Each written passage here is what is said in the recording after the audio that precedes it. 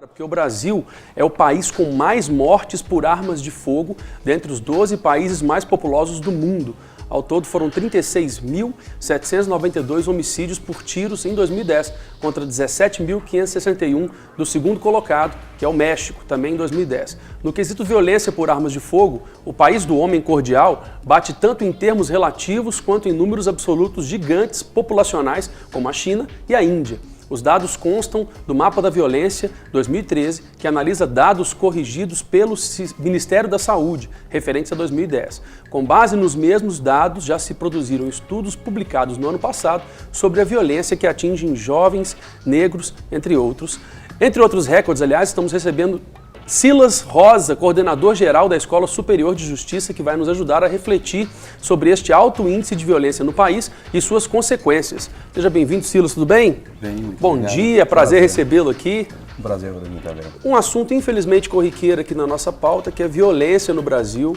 Violência no mundo, a gente está sendo comparado aí com outros países, infelizmente, a gente mais uma vez fala a respeito disso e vamos conversar um pouco mais com o Silas também. E está aqui do nosso lado, também estão conosco a Iris Neide e a Jennifer Gabriele. Deixa eu até falar que no dia 12 de junho de 2008, Jennifer estava na escola onde estudava quando foi atingida por uma bala perdida após uma troca de tiros em um assalto atrás da escola. Na época ela estava com 9 anos de idade. Bem-vindas. Obrigada. Bom recebê-las aqui.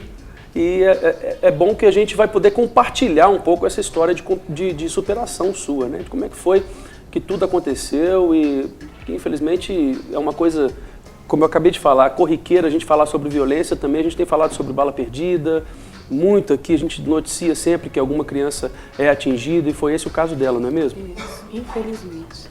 Infelizmente. Mas, Silas, com relação a esses números, em primeiro lugar, qual que é a preocupação maior que a gente tem? Porque isso está só crescendo. Cada dia que passa a gente vê que, em vez da escalada da violência reduzir, a violência tem aumentado e hoje nós somos comparados com países gigantescos. Proporcionalmente somos muito menores do que eles, né? E perdemos. Num comparativo, eu fiz um levantamento. A Índia, por exemplo, um país com mais de 5 vezes a população do Brasil, morrem por ano lá apenas 200 pessoas com disparo de arma de fogo. No Japão, 10 pessoas por ano, no ano de 2010. No Paquistão, um país com alto índice de violência, aparentemente, 5.400 pessoas no ano de 2010. Nos Estados Unidos, um país que se noticia tantos fatos aí, que morreram tantas pessoas, 3.900 pessoas morreram no ano de 2010, vítimas de disparo de arma de fogo. Na Rússia, um país com uma origem, uma história de violência, que é um país veio de uma ditadura, as pessoas sempre voltadas para a violência, morreram apenas 9.300 pessoas. Isso nos assusta, porque o nosso país, um país aparentemente pacífico, recebe todas as pessoas, mas na raiz do nosso país está aí um índice de violência assustador e crescente. Nos últimos 30 anos, no Brasil, morreram 800 mil pessoas vítimas de disparo. Nos últimos 30 anos, 800 mil pessoas. 800 mil pessoas. São números de guerra, na verdade, Sim. né? Não, ultrapassa qualquer guerra. Não existe guerra no mundo nos últimos 30 anos que mataram pelo menos 10% disso.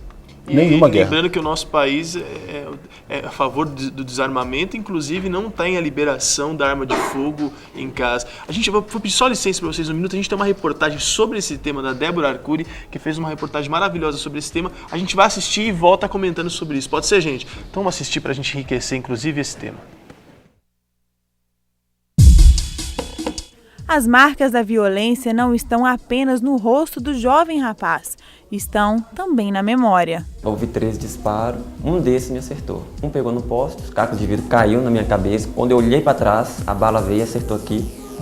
Ela entrou e alojou aqui, ó, nessa região. O impacto foi muito forte, tão forte que fez eu cair no chão. Aí eu caí de barriga para cima, quando eu olhei assim para o céu, as estrelas, que eram as 2 horas da madrugada, fiquei meio tonto, tentando me levantar. Aí eu falei com um amigo meu, um caco de vidro caiu no meu rosto. Ele falou, é tiro, se joga.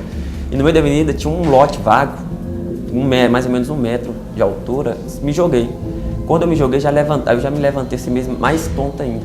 Carlos Henrique, por pouco, não entra para as estatísticas.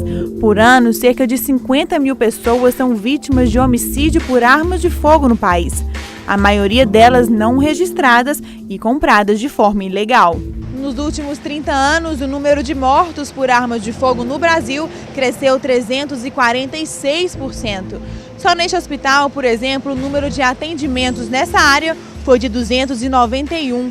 Esses dados exorbitantes mantêm o país em primeiro lugar no ranking que já ocupa há mais de uma década. Os estados do Paraná e da Bahia superam a marca de 100 mortes por armas de fogo a cada 100 mil habitantes. Já os estados com as menores taxas são Piauí, São Paulo, Santa Catarina e Roraima. O médico Tarcísio Versiani atribui o alto índice de mortes na média nacional a brigas interpessoais, tráfico de drogas e às armas de fogo que estão cada vez mais potentes. O poder de destruição das armas de fogo cada vez aumenta mais. Antigamente nós tratávamos o paciente aqui com calibre 22, 32, arma de fogo essa que não existe mais no mercado. Cada vez mais o poder de destruição aumenta, nós estamos deparando com lesões cada vez mais graves, mais complexas e consequentemente com maior risco de vida. Normalmente o paciente alvejado, se penetrou em alguma cavidade orgânica, a chance de morrer é grande. Especialmente se essa arma de fogo tiver um calibre maior. Apesar de ter sido vítima da violência, Carlos Henrique acredita que a esperança está nas mãos da sociedade para combater o crime. A arma de fogo, até você vê nos Estados Unidos, é liberal, é uma coisa assim de segurança. Eu não vejo como segurança, eu vejo algo que traz morte, na verdade. Apesar que a arma de fogo por si, ela não mata ninguém. Nós somos a verdadeira arma de fogo, os seres humanos são a verdadeira arma de fogo. Mas se a gente tiver uma lei mais branda, se a corrupção for corrigida, creio que as coisas vão mudar. A gente não vai ver criança de 12 anos usando arma de fogo, indo para as escolas com arma de fogo. Porque assim como aconteceu comigo, eu estando errado, acontece com muitas outras pessoas que a gente vê.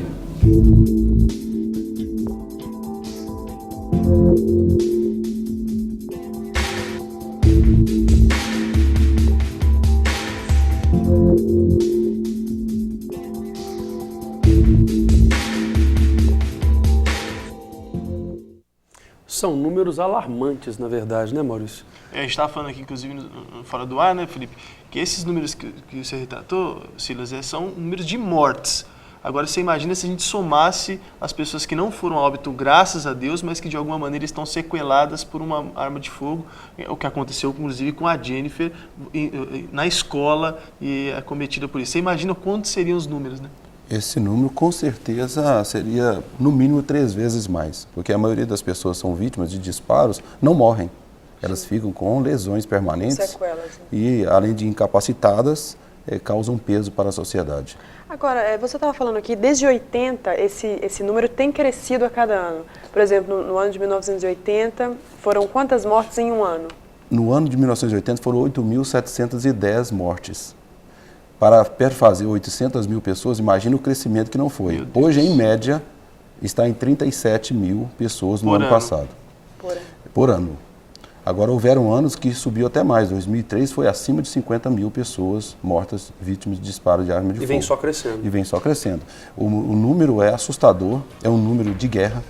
Às vezes, noticia-se tanto alguns fatos fora do Brasil e esquece da nossa realidade. Mas no sopé, na base desse problema, estão falta de políticas públicas, porque nenhuma ação isolada, como vai começar agora em julho, vai ter uma campanha de desarmamento no Brasil. Então poderão cada um fazer a entrega da sua arma de fogo que tem em casa e vai haver toda uma campanha, uma organização para isso. Mas uma ação isolada não resolve o problema, porque o nosso país está tomado de entrada de armas via Paraguai, via portos, aeroportos, é uma rota de passagem de armas de fogo. Então, nenhuma ação isolada vai resolver o problema. O problema está na base, um bocado de ações que tem que ser tomadas para que se resolva um problema como esse. A educação de um povo. Eu fiz um levantamento que a maioria das pessoas vítimas envolvidas na violência com arma de fogo são pessoas de baixa escolaridade. Todos eles. A maioria são negros. Aliás, Silas, se a gente não atinge a base, a bala atinge a base, né? Atinge Porque realmente exatamente foi o as que crianças. aconteceu com a Jennifer. Eu queria que vocês, até para introduzir eles no assunto, falasse um pouco, Iris, como é que foi essa situação? Você contasse, você estava em casa, a Jennifer estudando, pode até falar também, Jennifer, você fica à vontade, para vocês falarem, porque eu sei que isso já foi até bem superado, a igreja ajudou muito nessa situação. Então, falar sobre um pouco do como foi acontecido e como tentou se levantar depois de tudo isso, a revolta que dá naquele momento. Fala um pouquinho. Bom, primeiramente, obrigado pela oportunidade. Obrigado você. Para mim é uma honra, né, estar falando um pouco do que Deus tem feito nas nossas vidas. Infelizmente, há quase 5 anos, dia 12 de junho agora fazem 5 anos, ela estava na escola, né, ela tinha acabado de entrar e eu no trabalho. Houve um assalto atrás da escola dela, não sei muito bem o que aconteceu. E uma das balas acertou ela dentro da escola. Ela estava no pátio, a caminho da sala. O que eu sei que ela caiu no pátio, ali ela foi socorrida, levada ao Hospital Municipal de Contagem, onde nós moramos. De lá foi transferida para o João 23 e eu não sabia da gravidade do problema. Eu sabia que uma bala entrou no ombro esquerdo e que ela estava bem. No João 23 que eu fiquei sabendo que, depois de uma análise lá dos médicos, neurocirurgiões, que a bala havia descido para a coluna dela, perfurado o pulmão e alojou entre a vértebra T7 e 6. Eu confesso que, naquele momento, só o Espírito Santo de Deus. Não sei explicar o que passou na minha cabeça. Eu sei que eu perdi o meu chão, mas ao mesmo tempo me senti segura nas mãos do Senhor. E ali Deus começou a trabalhar na vida dela. Os médicos me disseram que provavelmente ela não sobreviveria aquela noite. Ela continua com a bala alojada na coluna, né? E eles me disseram, olha, sua filha não vai mais andar, mãe. Acabou aqui. Confesso que eu comecei a pensar, meu Deus, e agora? Como que eu vou dizer isso para ela?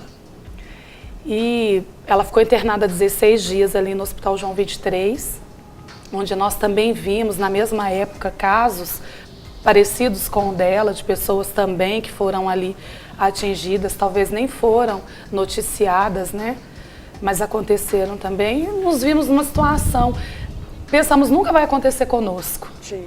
É isso que passa pela nossa cabeça. Mas sobrevivemos. Graças a Deus. Deus. Quando a gente Graças fala a assim, Deus.